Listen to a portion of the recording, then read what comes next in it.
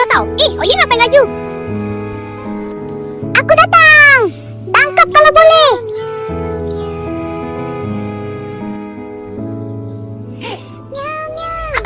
Hati-hati Oyen. Sekarang Oyen pula jadi. Baiklah, lari. Dapat. Wah, laju juga awak. Menang atau kalah tak penting. Yang penting seronok bersama kawan. Main tangkap-tangkap memang best bermain bersama. Kalau korang suka video macam ni, jangan lupa komen.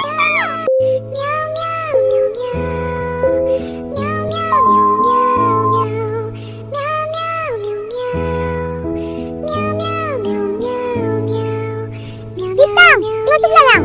Jom kita tangkap-tangkap. Saya nak tangkap dulu. Dia lari.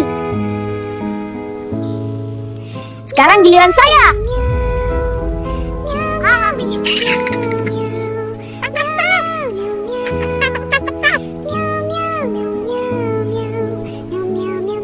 Tak dapat pun. Tak apa. Yang penting kita seronok. Terima kasih semua. Kalau kau suka, buat konten seterusnya.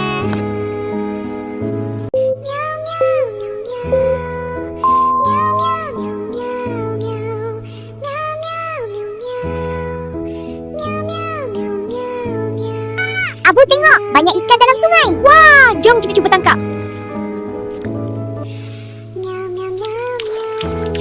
Terlepaslah. Kita kena sabar. Yeay, pandainya putih. Seronoklah. Lain kali kita datang lagi. Kalau korang nak video macam ni, jangan lupa komen tau. Bye.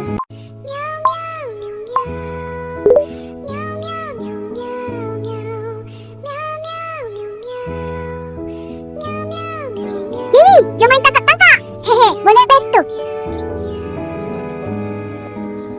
Mana Lili pergi ni? Aduh, terbaik ni. Dapat. Sekarang Lili pula jadi penangkap. Baik, Lili takkan bosan. Seronoklah main sama-sama. Betul, lagi best bila kita tahu bersama. Kawan baik memang tak boleh berpisah. Bestlah tadi. Esok main lagi tau. Terima kasih penonton. Kalau korang suka, boleh komen seterusnya.